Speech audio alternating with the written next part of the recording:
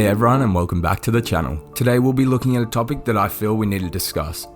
We'll be talking about some NBA players that fell off in 2020. I hope you guys enjoy the video, and let's get straight into it. First off, we'll be looking at Blake Griffin and what happened to him. Why do you think his stats went so low? He helped the Pistons win 41 games and even shot 36% of 7 3-point attempts per game, and those were both career highs in 2019. What some of us didn't know is that he was dealing with knee problems before and after his career. Because of this, he barely snuck into the playoffs at 41-41. He actually missed 2 games during the first round of the playoff series against Milwaukee in 2019. However, since the season was over, Blake decided to go get arthroscopic surgery on his knee, and one reporter actually says, basically Griffin is a really good player who flies under the radar these days. If I would have told you 4 years ago that Blake would be flying under the radar one day, you would have said I was losing it. And that's exactly what Griffin is doing.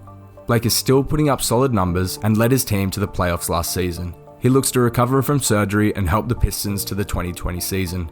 Since his surgery, all his stats went down drastically. Next up, we have Paul George. He's recovering from nagging injuries and being traded from the Thunder to the Clippers. His numbers began to dip since he moved to LA compared to him in Canada a year ago. In 2019, as soon as Paul is back in his Pacer days as leading the OKC team despite Russell Westbrook putting up insane and crazy numbers. Nobody expected George to have the season that he had, considering we haven't seen numbers like that since his gruesome leg injury. Here are a few of his stats that had him behind only James Hart and Yana in the MVP race last season. Russell Westbrook was asked if Paul George deserved to be MVP, and Russell said, of course. I mean, we may be tied 3rd seed or whatever, but with the way he's playing is consistent. I think a lot of people around the world who don't play basketball, that don't play sports, don't really understand what it takes to be consistent and get your mind right every night to be able to do something. So for him to do that and stay on the path to do that, he is definitely the front runner for my MVP. Second last on our list, we have Draymond Green.